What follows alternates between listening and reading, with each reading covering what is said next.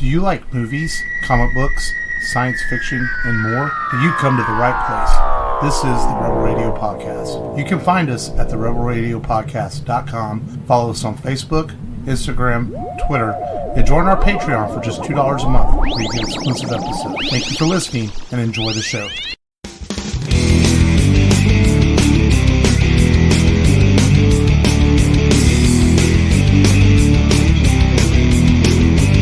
Welcome to another episode of the Robert DeNiro Podcast. This is Mark.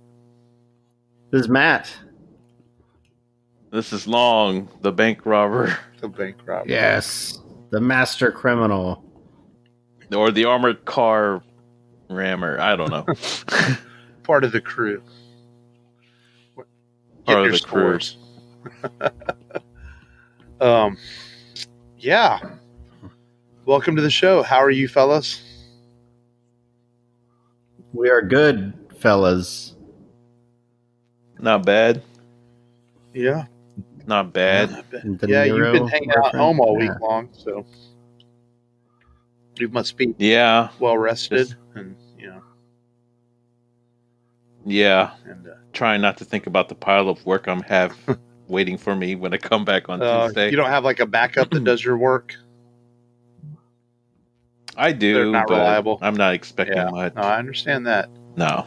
Yeah, my week has been interesting, especially the last couple of days. That's all I'll say, because it's kind of personal stuff. But it's just like, when they say life gives you lemons, you make lemonade. Well, there's a lot of fucking lemonade coming. I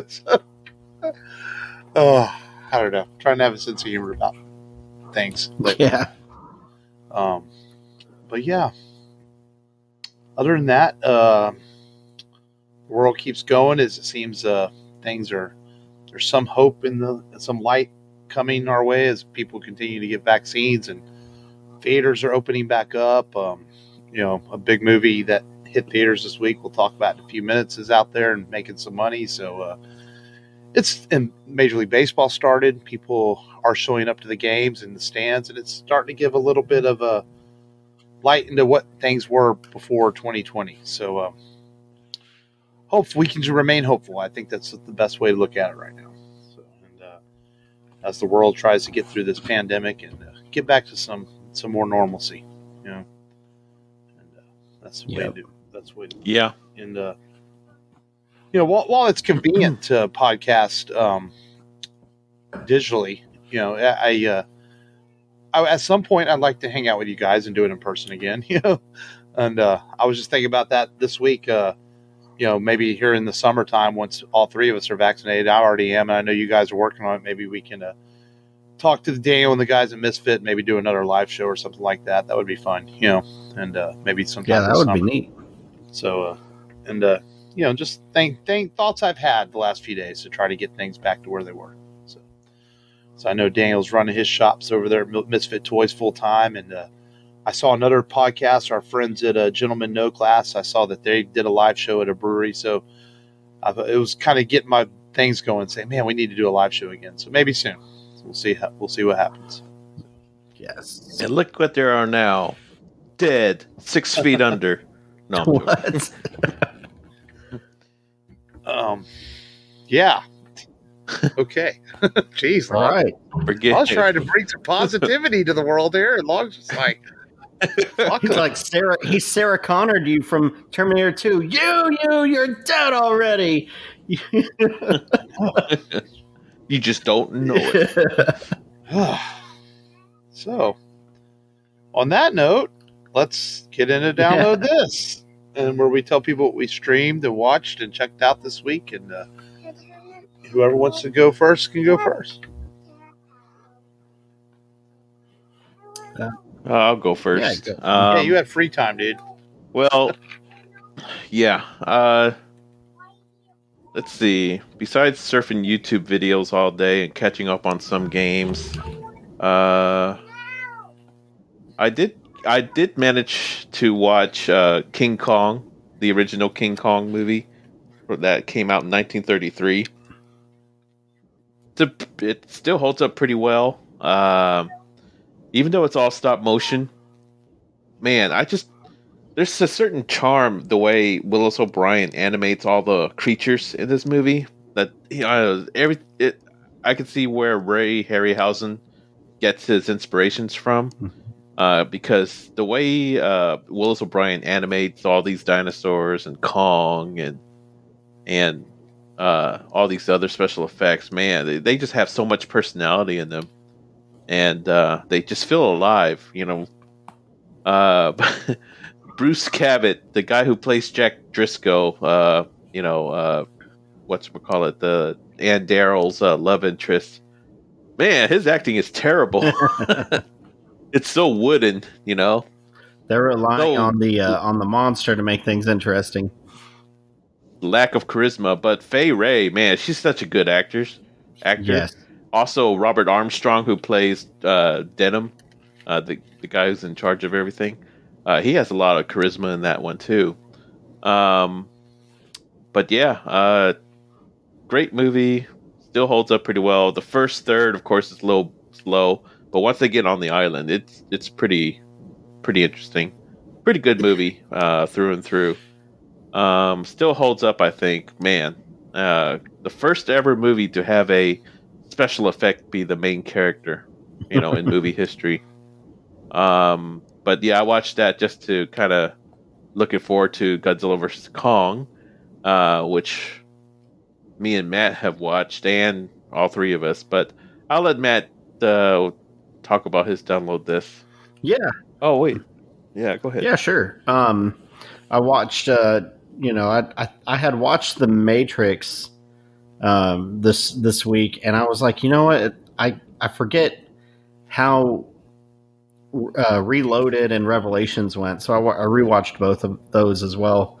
Watched the Matrix trilogy, and I had forgotten that the Oracle, the woman who originally played the Oracle, died in the third, or before she was able to film the third film. But yeah, I was remembering some things like, oh yeah, that happened.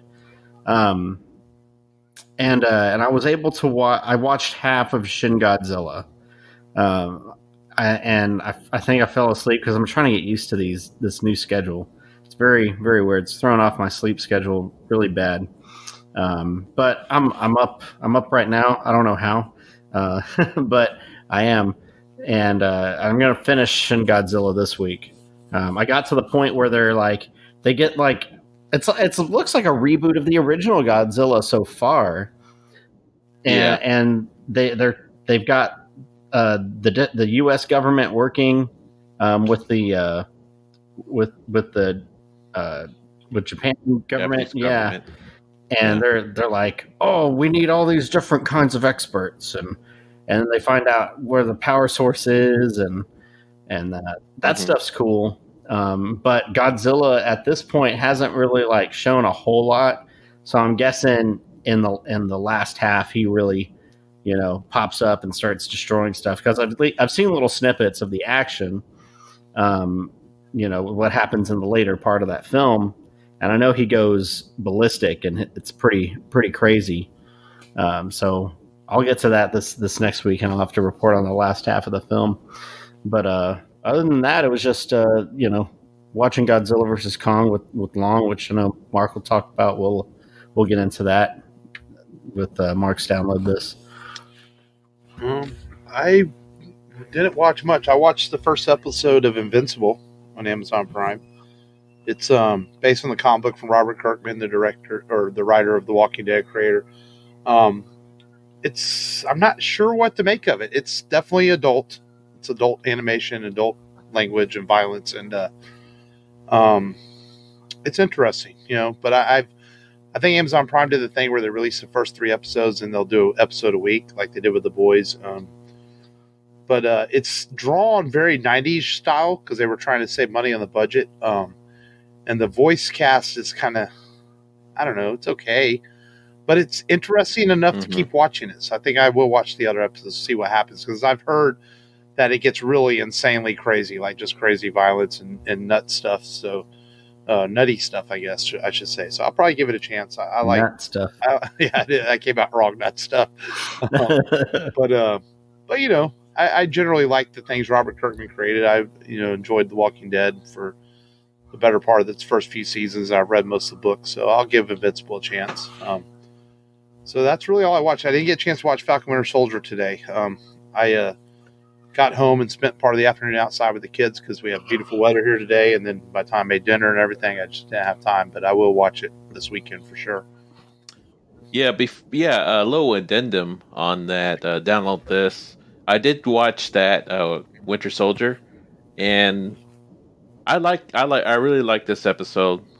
It explores more of Baron Zemo and Sharon Carter, and they go to one of the most crime-ridden cities in the MCU that I've ever seen. It's a fictitious city, but yeah, it's a pretty interesting episode. But yeah, I highly recommend it if you haven't seen it yet. I saw some brief reviews. That's probably the best episode of the show so far. So, yeah, I definitely going to watch it. I just like I said, got busy today, and then I didn't even really think about it until you mentioned it in text. I was like, oh shit, I didn't watch it. But oh well, yeah, I'll watch this weekend. But we all three saw Godzilla vs. Kong. I know you guys went to the theaters. I watched it at home on HBO Max, and it was I know I was trolling along a lot, giving him a hard time about Kongs are going to win and all this. And, I know I was on a buzz. I don't know why you're trying to bring down my buzz. It's exactly this movie was exactly what I expected it to be. It's one of those where you go in hoping that it goes above your expectations and maybe it's better than you expected, but it was about right where I expected it to be. Terrible human story that was just stupid with and not because the actors could act, because Rebecca Hall and Alexander Skarsgård, they're all really good actors, but they just aren't given anything to do. It's just like, here, read this dialogue that's really bad, and then we're going to throw some monsters around you. That's basically what it is, Yeah.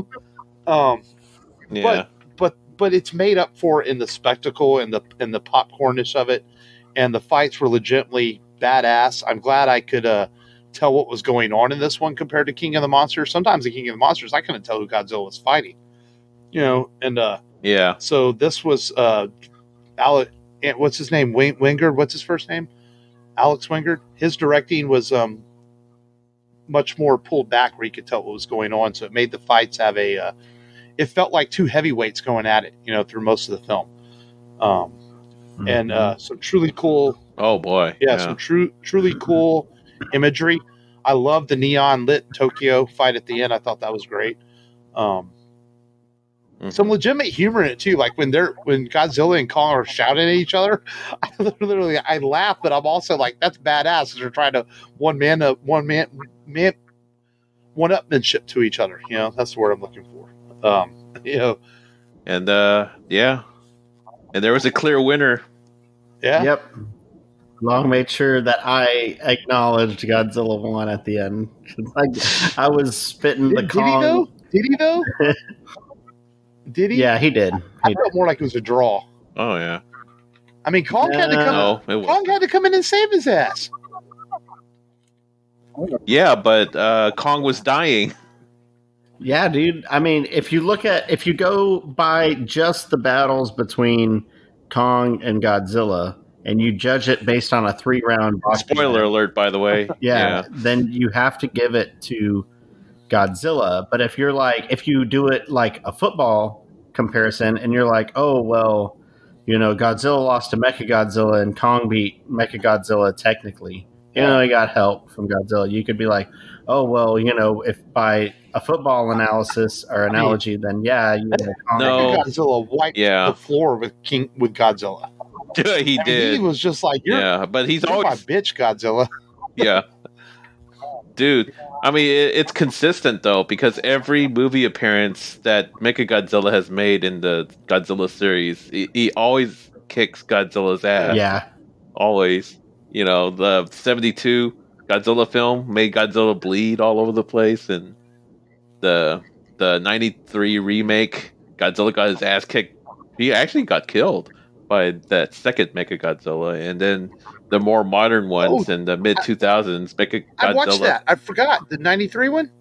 They had it on sale on Vudu for like $6. I bought it and I watched it. It That's the one where Rodan saved it him? sucks because it's in Japanese, so Wyatt was disappointed because he can't read yet. But but I did watch that. That was pretty cool. Yeah. Rodan came in and saved him. Right.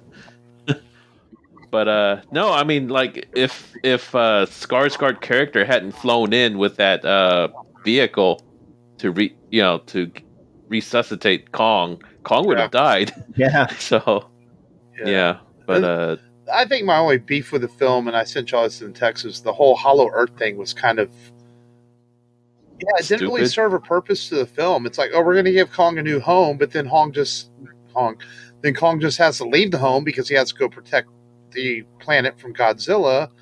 You do get an axe. He gets the cool axe, but he could have got the cool axe in another way. And then at the end of the film, he returns to Skull Island. So it's like, what was the point in Hollow Earth? And like you said in Texan, maybe it's setting up possible sequels for King Kong, things like that. But in the purpose of this film, it's like it did nothing to drive the plot other than the axe.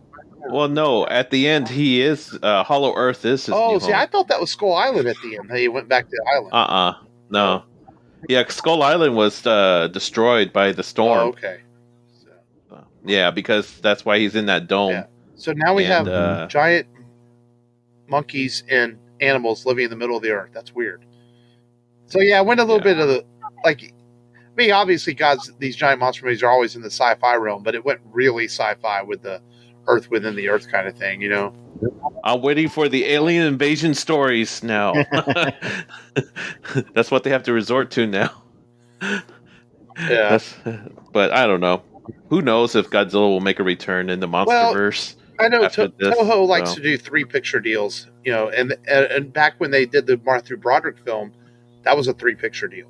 And of course it was only made one film, and then Toho backed out for years. They were really afraid to allow an American studio to do it again, and so they gave Warner Brothers a chance, and rumor is that they are talking about contract extensions because hopefully maybe Toho's happy with what they've gotten so far. I mean, the movies haven't been massively successful at the box office in the U.S., but they have been overseas. Oh, they played well overseas and stuff, so they've done well enough. Yeah. Mm-hmm. China gave it like a big $122 million opening movie. Even King of the Monsters did much better overseas than it did here. And that's the thing. Godzilla has always been a little bit more niche in the U.S. I mean, unfortunately, in pop culture circles, it's very popular, but the general public, it's always had a little bit of trouble getting Godzilla to catch on with the general public, which is strange to me because I would think people would flock to something like this because it's exciting and it's fun and it's fantastical and but well, with 4 recent movies, it's been building an audience for the past 4 movies. So who knows? It could change. So because I mean I like it. I do want to know how Godzilla all of a sudden learned how to move very quickly. He's like all of a sudden he went from slow Godzilla to like moving very fast in this film. I was like, but and the good thing is the movie's under 2 hours. Yeah, it played quickly, which was nice, but it didn't feel short. It felt just right, So. Yeah. But I give it an A. It was a religious experience watching it on the big screen, on an XD screen. How about you, Matt? How would you rate it? If I'm rating it based on like a monster film, like just the pure, like seeing the two titans like meet again and that kind of thing, it is an A for me. But just based on the fights. And I didn't mind, like if I'm rating it overall, like, and just, if I would rate it as a regular moviegoer, maybe, a B plus, mainly because, there was some, I don't know. What am I trying to? I guess the human storyline could have been a little bit more explained, but I didn't have a problem with it. The little girl was cool. I like evil that. Corporation. You got to have an evil corporation in a Godzilla movie. That's trying to control Godzilla. It's a Godzilla movie. That's what you want. But I really enjoyed it. My son loved it. Took Jake to see it. And he's a Godzilla fan now. Yeah. But yeah, I'd say the fight is definitely an A, and just based on the monster aspect. Yeah, this movie felt more like a King Kong movie than a Godzilla movie. Oh yeah. Godzilla is definitely like featured, but not the main focus. So yeah, I agree with that. I think I would rank it as saying that out of the MonsterVerse films, I think I've enjoyed it the most because it was just a fun popcorn flick. Yeah. I enjoyed Kong Skull Island too. I have enjoyed all of them really for what they are. But I think I enjoyed this one the most just because it was just fun to watch. And like I said, the biggest thing is I could tell what was going on, especially the Gareth Edwards Godzilla. That film is so dark. It's hard to tell what's going on half the time, especially at the end when they're battling the Mewtwo's in the city and all that. It's like you can't even tell what's going on half the fucking time. Yeah. And then King of the Monsters continue that tradition of just being a very dark film.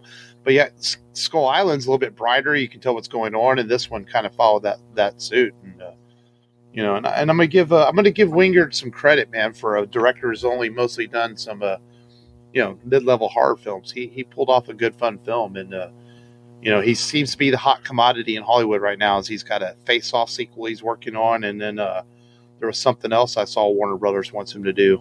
So he might be the next thing. We'll see. But a fun movie, man. If you have HBO Max, take a couple hours to watch Godzilla vs. Kong if you just want to escape from all the bullshit in the world right now. I'll probably give it. They're on HBO Max for 30 days. I'll probably watch it at least one more time while it's on there. So longer. Yeah. What's your score? I didn't really officially score it. I just said I liked it the best out of the MonsterVerse films. I mean, I'd probably give it a solid B+, maybe an A-. Bam! Yeah. There you go.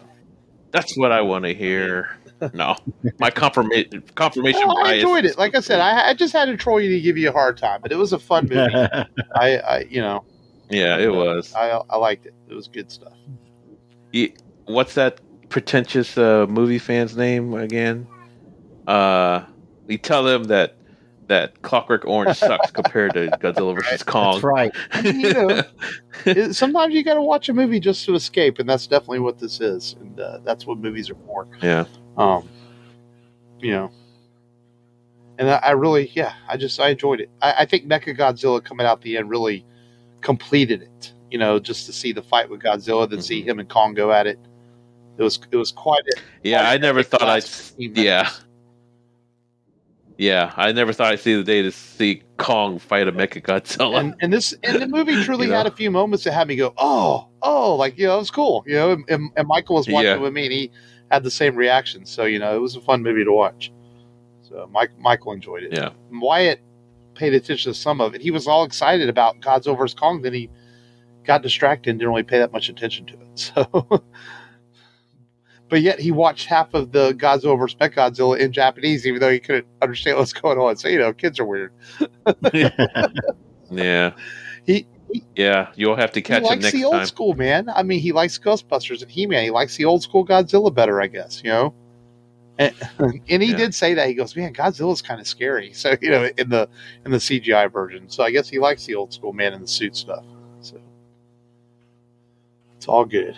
All right. Well, let's get into today's featured film then. As we kick off Cops and Mobsters Month on the Rebel Radio podcast, our theme for the month of April is talking some epic crime movies this month. And this month's movie is Michael Mann's Heat, starring Robert De Niro and Al Pacino, Val Kilmer, Danny Trejo, Ashley Judd, Wes Studi, all kinds of people. Tom Sizemore. There's a lot of actors in this movie. It's quite a cast. 1995 or 94, 95 is when this came out. This movie's 25 years old already. Jeez. For real. It's unbelievable. Who wants to summarize it? Because I don't want to summarize this movie. I haven't summarized in like months, it feels like. I'll be there's a lot to it, so I'll keep it, concise. Essentially, De Niro plays Neil. He's basically a crew runner, and they hit armored trucks, anything worth money where they can get an exorbitant amount from. He keeps his crew tight. He's very pretentious with, or not. Why did I say pretentious? We said pretentious earlier, so now I said pretentious. He's very specific with who he keeps in his group, who he trusts. He doesn't trust nothing. And one of his guys gets out of line, and they end up in homicide. And that puts Vincent Hanna on their tail, played by Al Pacino. Almost, you got tongue tied there. Played by Al Pacino, who's great in this role. And they're on each other's tail.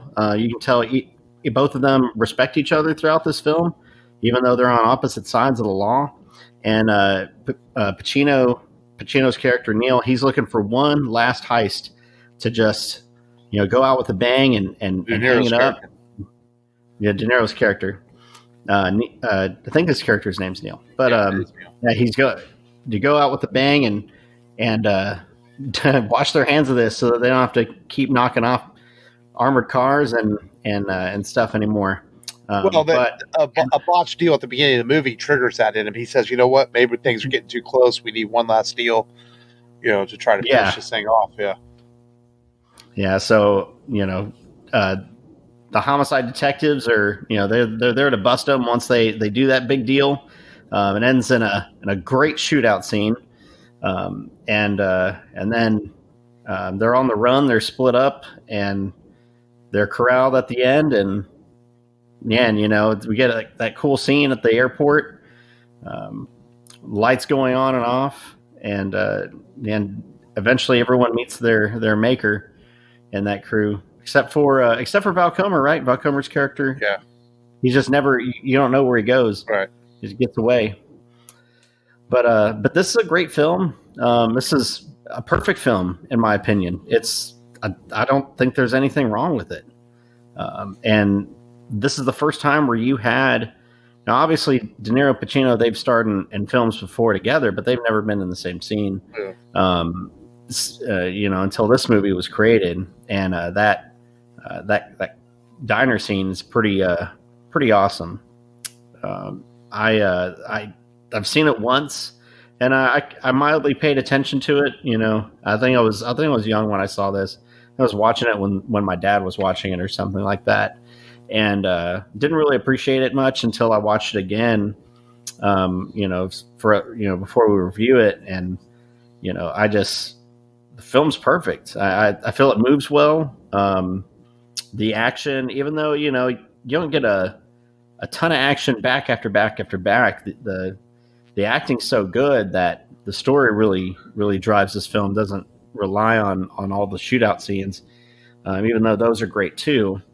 And then these, both De Niro and Pacino have some personal life issues that come into play, and that kind of helps, move the story along well too. You kind of feel for these characters, and you kind of have somewhat of a bond for them. De Niro wanting to kind of settle down, it seems, and Pacino having issues with his wife and his daughter. Natalie, played by Natalie Portman.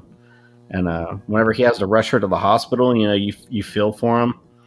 The film has a lot of good aspects. When's the first time you saw this film, Long? I saw it back in 1996 when it came out on home video. Okay. I didn't watch it in the theater. And at that time, that was after I discovered Robert De Niro as an actor. And his legacy in films, and it was just like right after watching Casino, and then right after watching Goodfellas, and then it's like, oh, cool, Heat, oh, cool, Pacino is in it too.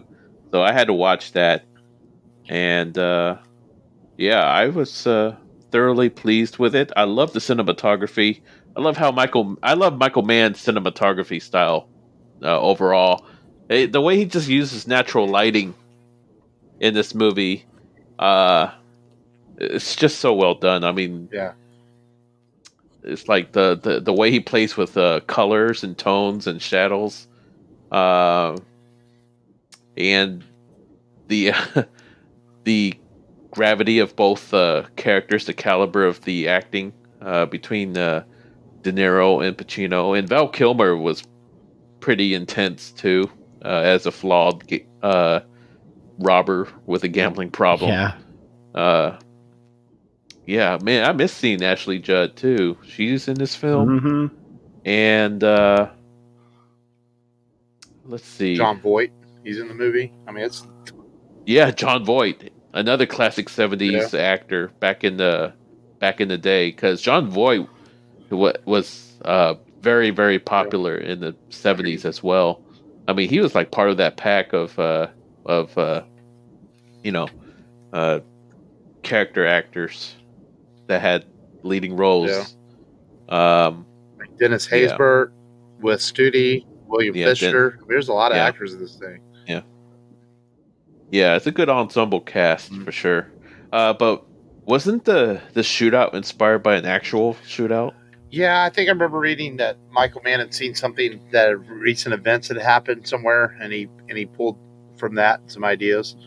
And the shootout, of course, is the climax of the film, and it's incredibly shot. I mean, it's shot with, like you were talking about Michael Mann's cinematography. It's shot with wide lenses, so it pulls you into the action, but you're far back enough to tell what's going on, and there's no music. It's all gunshots, and it feels like you're right there. A lot of the cameras are over the shoulders of the robbers or the cops, so you feel like you're watching this go on, and it's amazingly shot scene, and it's truly like breathtaking. It feels like you're in the middle of it. By the time it's over, you're like, oh, did I just go through that? And that's just the power of the film, that part of the film anyway. And it's really well done. And Michael Mann went through a period there where he did Heat and he did Collateral, and even his Miami Vice film, which wasn't great, but it's shot so well. And that's one thing that Michael Mann does a really good job on is just the way he sets up films.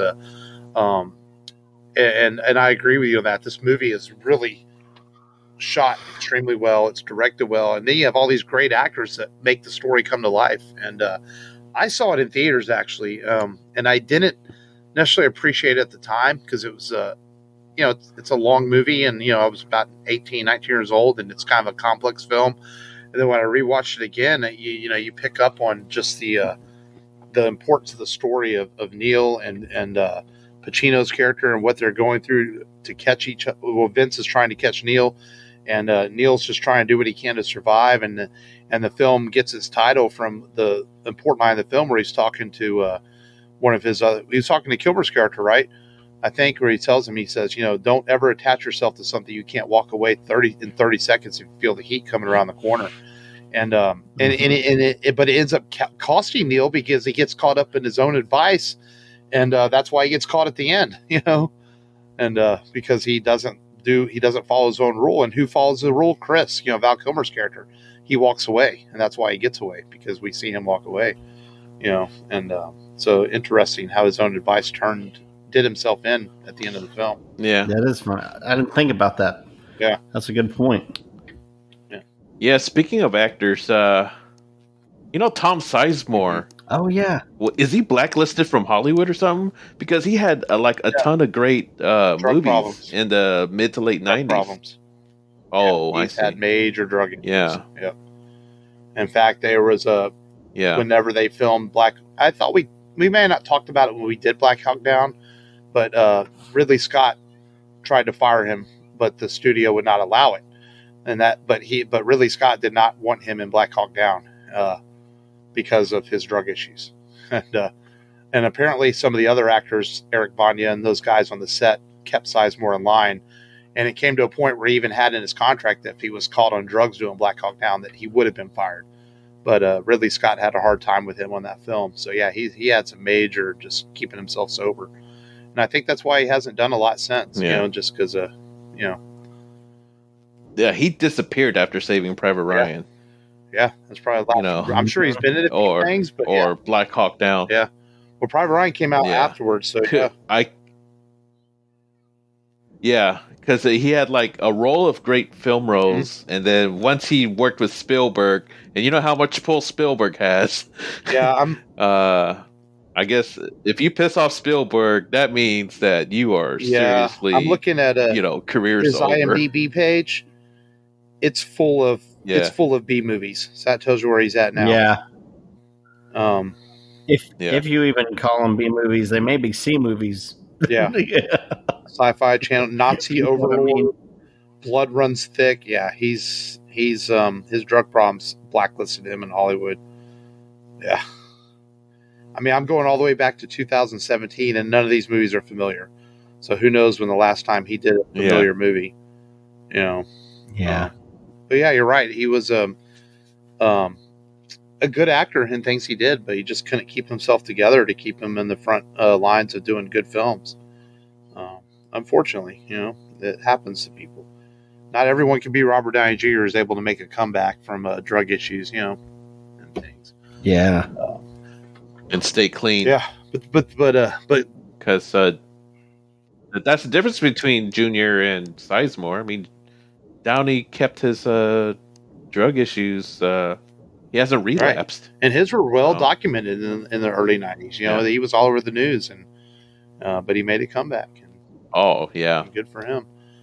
And in fact, there's a very good movie with Downey Jr. and Val Kilmer, and it was one of Downey Jr.'s first comeback films. And it's directed by the guy who directed Iron Man 3.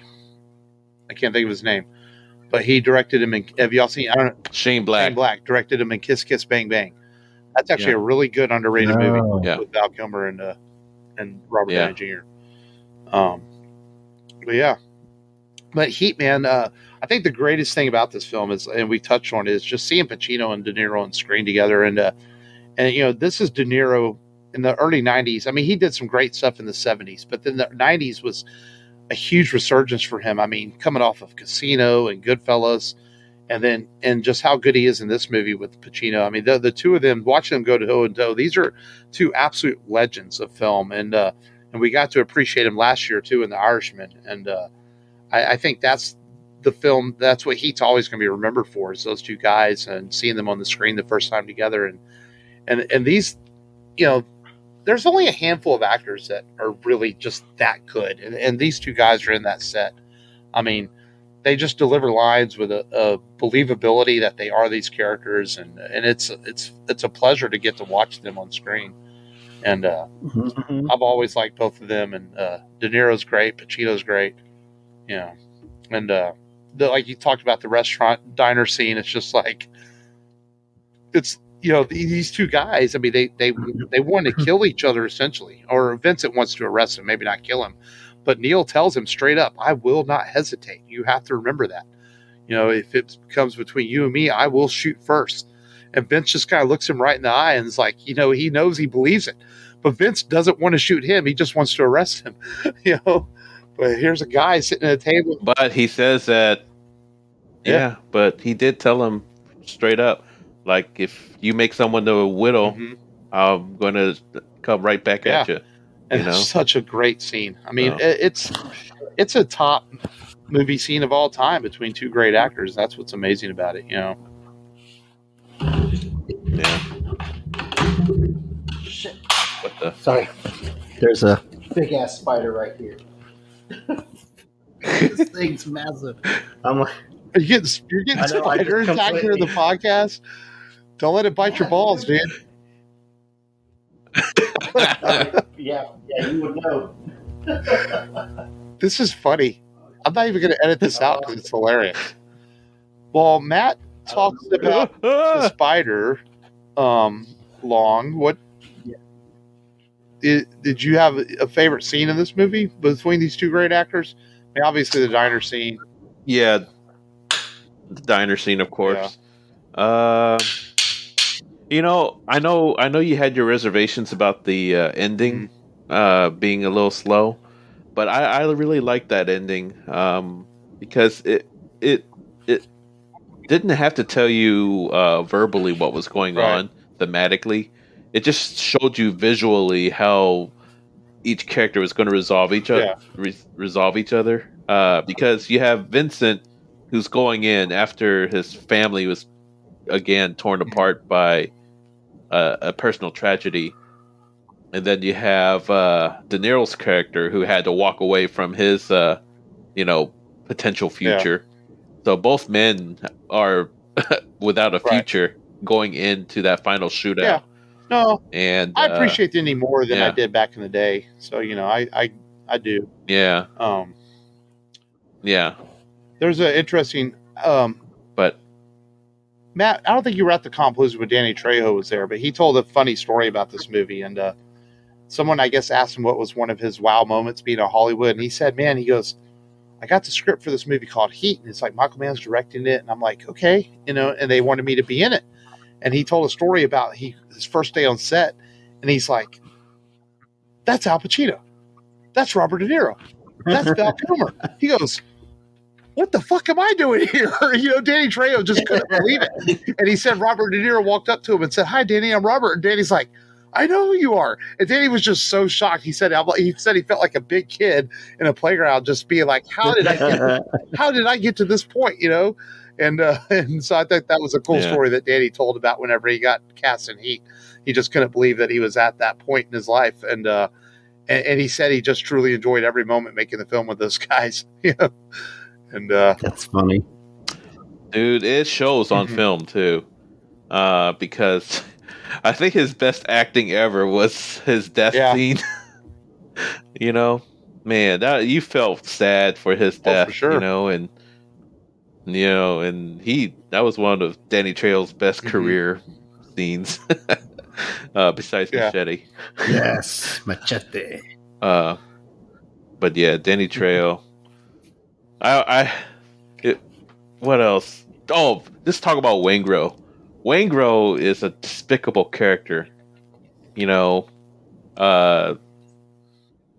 is a freaking serial killer. Killing all these young prostitutes and dumping them. And I'm glad it was De Niro that put him down like the dog he was. Yes. So, yeah. Waingro was a pretty good antagonist in it too, and of course the stockbroker. Oh, and Henry Rollins is in the movie. It's uncredited too, from what it looks like. Well, he's on the IMDb page, but it's just a brief role, but but John Voight, I liked him. He was very understated in this, but he had a pretty good presence about him too. But and it was his first movie role in like over a decade too. And then not just Ashley Judd, some of the other female actresses. There's a lot of strong females in this film that help around this world of men and these bank robbers that affects their lives too. I thought that Michael Mann did a good job representing them in the film too. Making sure they had strong roles, like you said, especially Ashley Judd. She's really good in this movie. And who is the lady that plays Vincent's wife? She's really good too. Helping him balance his life and what he's doing is the right thing to go after this guy. Oh man, she was like one of the most annoying characters. She is a little bit, but she's important to the movie too. A bit narcissistic, always like well, what about me? Oh, I don't care if you're investigating murders. Like what the? It's like. Well, he's not cheating on you. He's, and it's like, oh, hey, honey, I had to put a guy down because he got tired of his baby. He put it in a microwave. How was your day? Yeah, I know. And she didn't even bat an eye when he said that, too. Yeah. I'm like, bitch, are you listening? But that moment after the suicide attempt by her daughter's, was a come to Jesus moment for her. It was like, okay, it's not about you anymore because your daughter almost killed herself, and it's so weird seeing a young pre-entourage Jeremy Piven in this movie too. He just sort of shows up as a doctor. It's like, oh, there's Jeremy Piven. I forgot he was in this movie. Yeah, and he had a receding hairline. He always had a receding hairline though. But, I was just like, Ari Gold's one of my favorite television characters ever created. So I always will appreciate Jeremy Piven for that role. So when I see him in movies, I'm like, oh, there's Ari Gold. So, but man, this movie though it's a great crime film and a good kickoff to our Crime and Mobsters Month. I mean, it's just, I think easily an A+ film. You know, I don't know if I don't know if I quite say it's a perfect movie like Matt did, because I think there's, I think the pacing of the film maybe keeps it a little off for me because it's a little long. You know, I think it could be cut back a little bit, but the bank robbery scene is, the bank robbery scene should be shown to film students. That's how good it is. You know, this is how you make an action scene. Do it exactly like this every time, and you will be successful. Don't blow everything up like Michael Bay. You know, and that's just my thoughts. An A+ easily though. Yeah. A+. Yep. Same here. Masterpiece. I mean, I'm just going to go off the board here and say probably all 4 of these movies that we're doing for April, these crime movies, will be A+. But that's just a guess if I had to, because I think we picked 4 pretty fucking good films. So with these 2 great actors, go ahead.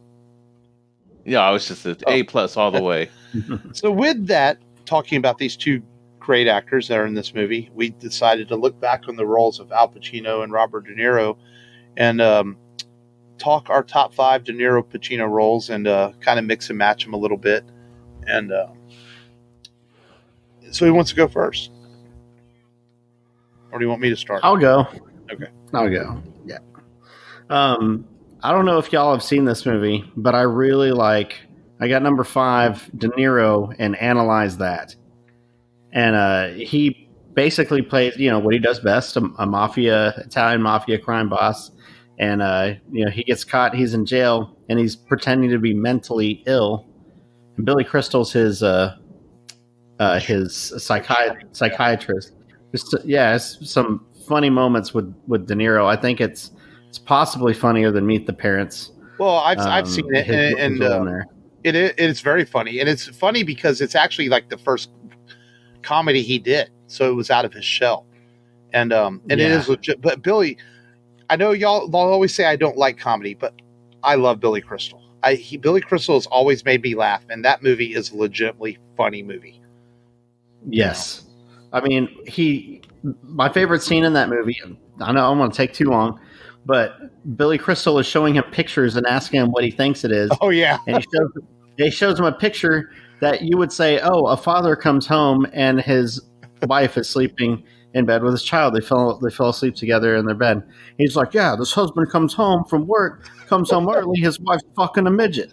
And he's like, what? He's like, yeah, she's fucking a midget while he's away. It is funny. I think that was Harold Ramis's last one of them, I believe movie so. too. Yeah. That's a funny movie. Yeah. My number 5 is The Insider, another Michael Mann movie starring Al Pacino. Nice. It's basically stars Russell Crowe as well. Russell Crowe plays a whistleblower for a large cigarette company, and Al Pacino plays a 60 Minutes reporter.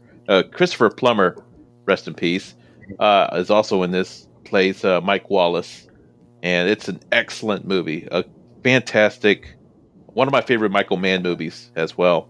The Insider, and it basically talks about how important journalism is, and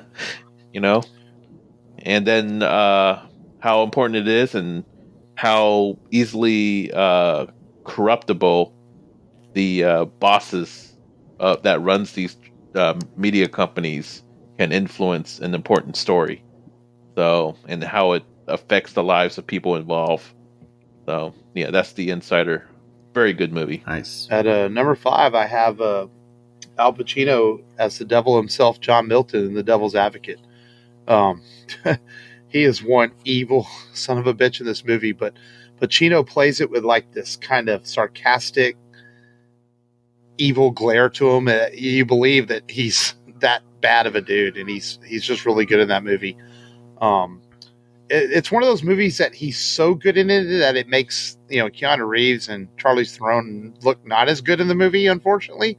And I think that's what holds the Devil's Advocate back is they're just the rest of the movie around Pacino's not as good as it could be, but he's excellent in the film.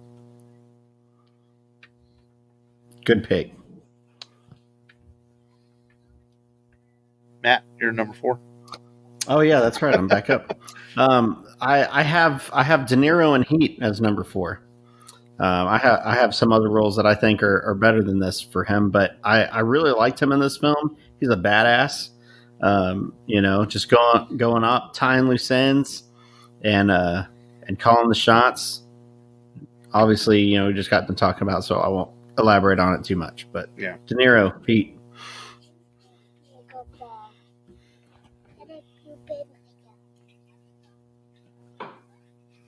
Long. My number 4 is really, it's kind of a tie, but they're so closely tied together. It's Godfather Part 1 and 2. Godfather, more of a Pacino movie, and Part 2 that stars both Pacino and De Niro. Both really good films, and Michael Corleone and the story of his dad, of course, Vito. Yeah. I mean, there's enough praise heaped on these movies, so that's my number 4. Godfather Part 1 and 2. Number 4, I kind of have a tie too, just because like we did a top 5, and I didn't feel it was fair enough to give De Niro 3 and Pacino only 2, so I gave Pacino 2 at number 4. And that's Coach Tony in Any Given Sunday, and then his character Vince in Heat. Both movies came out around the same time. Well, no, I guess Any Given Sunday was a few years later. But, Any Given Sunday is not a great sports movie, but Pacino's great in the movie as Coach Tony. And obviously we just talked about how good he is as Vince in Heat. And just both roles are just excellent. Any Given Sunday, I think, doesn't work without Al Pacino, because the rest of the movie around him is kind of it's not a bad movie. It's just kind of like crazy. It's Oliver Stone. So it's, some of the way it's filmed.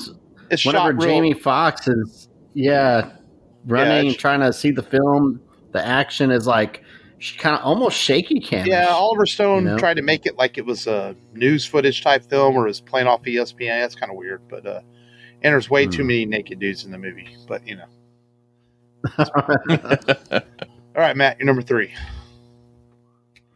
My number 3 was your number 5. It's Pacino, Devil's Advocate. Cool. I think he's great. I think that's a little comedy in there too.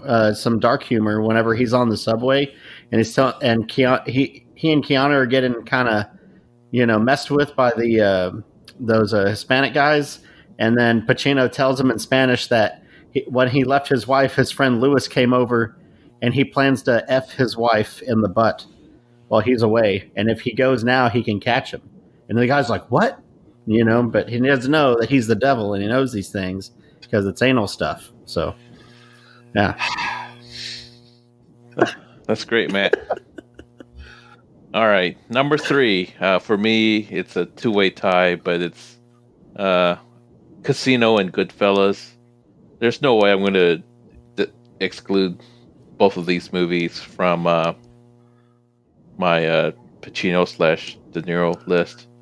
But yeah, Casino is more plot driven and it's about Pesci and De Niro running Las Vegas. And Goodfellas, I mean, come on.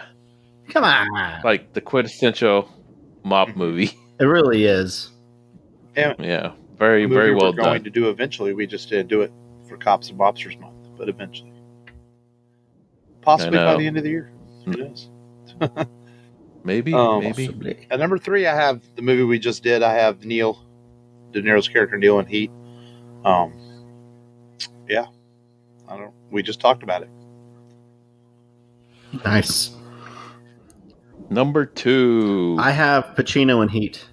I like him as this guy who lives and breathes his job, and he's got these troubles at home. I think he's a really wholesome character. I was debating on giving this to Scarface, but I don't know. I don't think Scarface is his best role. It's overrated. Big time. Yeah, It's iconic, but I don't think it's his best role. And I've got Pacino. I'd even argue and that. Heat. It's iconic because people made it iconic. The movie was a dud at the box office and wasn't well reviewed by critics at all.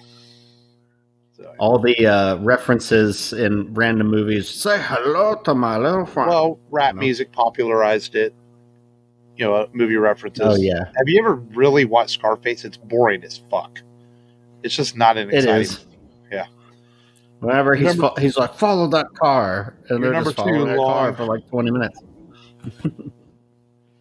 My number 2 is probably from Pacino's best year, because I believe he got nominated for both roles.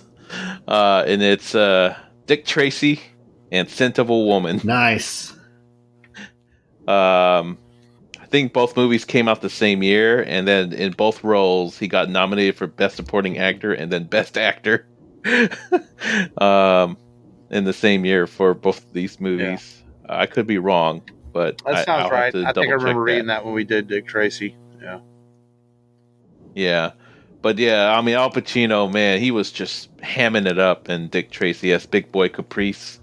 And in Scent of a Woman, yeah, I think that nabbed him his second Oscar for that role. And really good movie.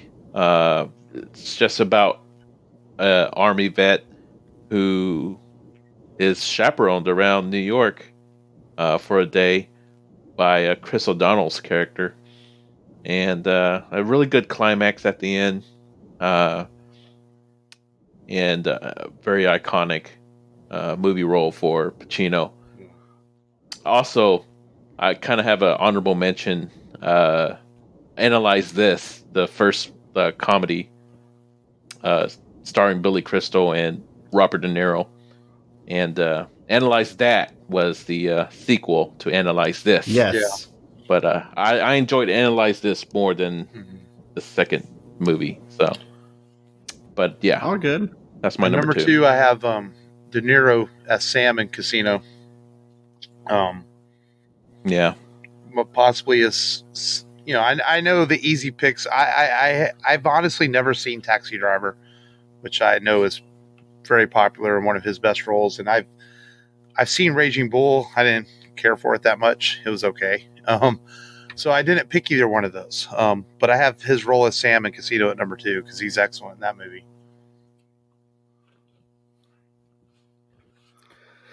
Number 1, I've got De Niro and A Bronx Tale.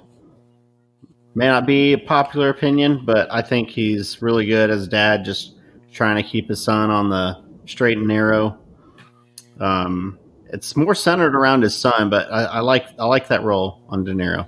It's grown on me. It's not a terrible pick, but I'm trying to figure out how you went 5 picks and don't have De Niro and Goodfellas. That's what's wrong with that, though.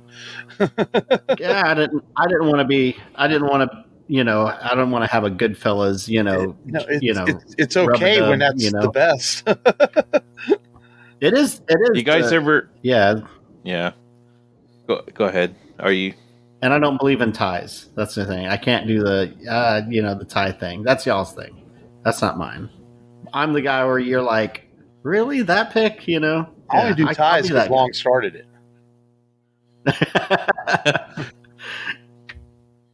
Sometimes 5 slots is not enough. Right. That's true in this one. Well, yeah. My number 1 is more of a recent movie, and since it has both actors, I'm picking The Irishman. I really like that movie. I have rewatched it a couple of times since seeing it last year, and it's just so well paced for a 4-hour movie. But yeah, it's just, you definitely see De Niro really acting his butt off in this movie. And he really cares. And Pacino, man, him playing as Jimmy Hoffa and giving his union speeches and stuff like that. That was like, good chemistry between both characters. More scenes shared by both characters. Directed by a master director, too, Scorsese. And that's a really cool aspect, too. Pacino being directed by Scorsese for the first time in his, 40-year career. He's finally directed by Scorsese. It wasn't for and they've always known each other. It wasn't for lack of trying. They tried to work together, it just never worked out until finally last year. So yeah, because it's kind of funny when because De Niro and Scorsese always thought that that Pacino was operating at a higher level than they were. So that's part of it too. There's like nah, his career is just too good for us. He wouldn't work with us. That kind of deal. I was like, no way. It was like, that's so funny that they think that way. Yeah. That Pacino is like above them. So that's a quick note. Did you ever watch the little 15-minute thing on Netflix where they were at the round table with the guys talking about the making of the Irishman? Yeah. Oh yeah. I wanted Definitely. A whole hour and a half of that. I would have, surely they filmed more than 15 minutes. Yeah. I wish they would put that out. I would love just to see all those guys just talk film for an hour and a half, maybe. Well, it was 45 minutes. Was it that long? On the round table. It didn't feel that long. Maybe I believe it was 40 to 45 minutes. I wanted more, Yeah, it was a great round table. Also, the Dolomite round table is really good too, if you ever catch that. And yeah, that's really good. Have y'all seen that yet? Mm-mm. I've heard about it though. Yeah, okay. On to Mark's number one. Number one, I have De Niro and Goodfellas. Man, it's probably the role that I would imagine, if I remember right, I probably discovered De Niro through that movie. In 1992-ish. Was it 92, 93? And that made me see this guy for the first time. I was like, wow, this guy's really good. And then, I knew who Robert De Niro was, but I had never really seeked out, his 70s films and things like that. And Goodfellas is probably the movie. Could have sworn that movie came out in 89. Goodfellas? No, because it was the same year as Shawshank Redemption. Or 90. Yeah. I know that. And 1990. Okay, so yeah. And Robert De Niro, Goodfellas is my number one. So cool. Have you guys ever watched Midnight Run? That's actually De Niro's first comedic role. Mm-hmm. I've heard of it, but I've never watched it. Midnight Run. Yeah, it stars De Niro and Charles Grodin. And De Niro plays a bounty hunter who is trying to bring in Charles Grodin's character because he fled on bail bonds or something like that. So De Niro plays it was like one of the popular movies that came out in the mid 80s. Yeah. Who else was in it? I think Yaphet Kotto was in it. Dennis Farina. Pretty well cast crew. Directed by Martin Brest. Don't know who that is. But anyways. Yeah.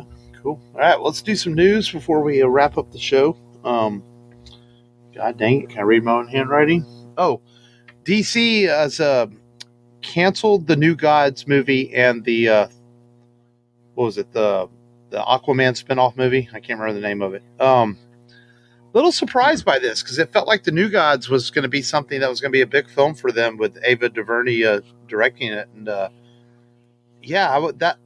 wasn't surprised that they said no Snyderverse, but this one was a bit like, because this movie was pretty far in development, from what I understood, they were fixing to start casting for it, and I don't know, man, I'm not sure what Warner Brothers is doing over there with DC, but yeah, if they keep doing the things that they're doing, they're going to end up being like the new Sony Studios. Don't know what the heck they're doing.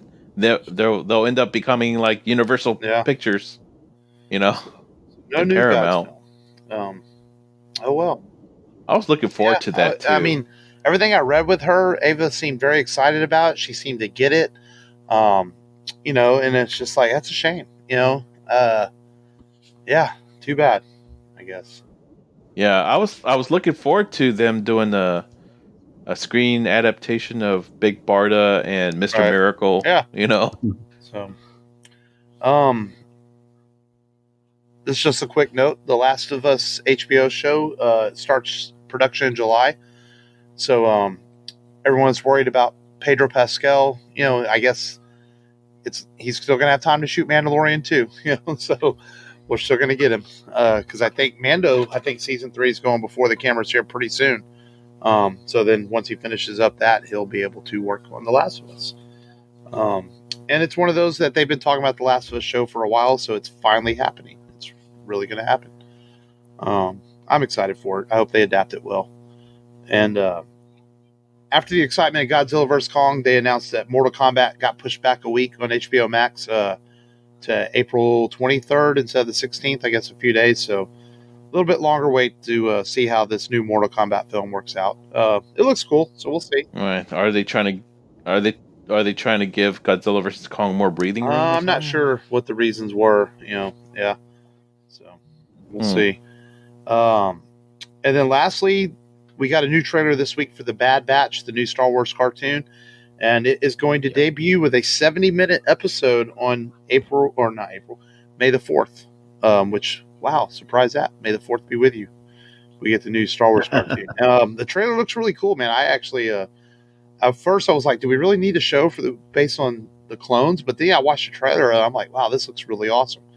And it's actually, I wasn't sure when it took place, but the trailer pretty much reveals that it's a sequel to the Clone Wars. It takes place after those final battles we saw, because they mentioned in the trailer that the Clone Wars are over, and so I thought that was kind of cool to see when it took place. So, been a lot of rumors going on around about this show too, about possibilities of like, trilogy characters showing up, maybe characters from Rogue One and stuff when they're a younger version. So we'll see. How they're, that'd be cool. Dave Filoni and those guys do it. So that'll be cool. May the 4th, Star Wars. I'm meh. Batch. So that's all the news I got, though. So it was just kind of a short week for news. Hey, when y'all saw the movie, did they show trailers, even though there's nothing really coming out in theaters? I was just thinking about that. They showed trailers for the Chris Rock Saw movie.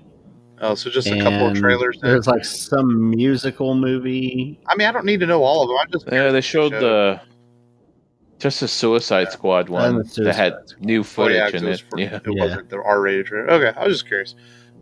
Yeah. So our trailer then for next week's movie. This is another good one, and a fun movie that spawned a franchise, and starring Mel Gibson and Danny Glover. Going back to it was 88. 89 with the first Lethal Weapon. So yeah. So we're going to discuss Lethal Weapon next week on this show. He's the criminal's worst nightmare. A cop who enjoys the danger. No guns, no jiu-jitsu, just bring him down. Do you really want to jump? Well, then that's fine with me. Come on. Wait, what do you mean? Wait a minute. What the... He was ready to retire. Now, he's gonna wish he had. Gun! Oh! Raj, meet your new partner. New partner? Too old for this. If these guys can just stand each other. What you got in there? Boy Smith? A lot of old-timers carry those. The bad guys don't stand a chance. Don't kill anybody. Don't kill anybody. I'm too old for this. Are you as good as you say you are? Nobody can touch me. Suppose we better register you as a lethal weapon. You ever met anybody you didn't kill? Well, I haven't killed you yet.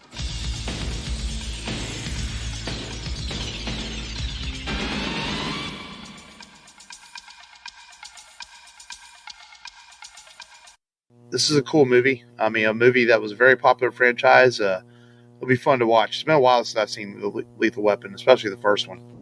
I've only seen bits and pieces of this movie, but never the whole movie. Wow. Only bits and pieces. Only the Where famous have you been scenes. all these years? Watching Indiana Jones. Well, Mr. Jones. that's what we're watching the next week. We're covering on the show. It's Lethal Weapon. So have fun, long, and enjoy it. I have the movie set, so I'm game. Same here.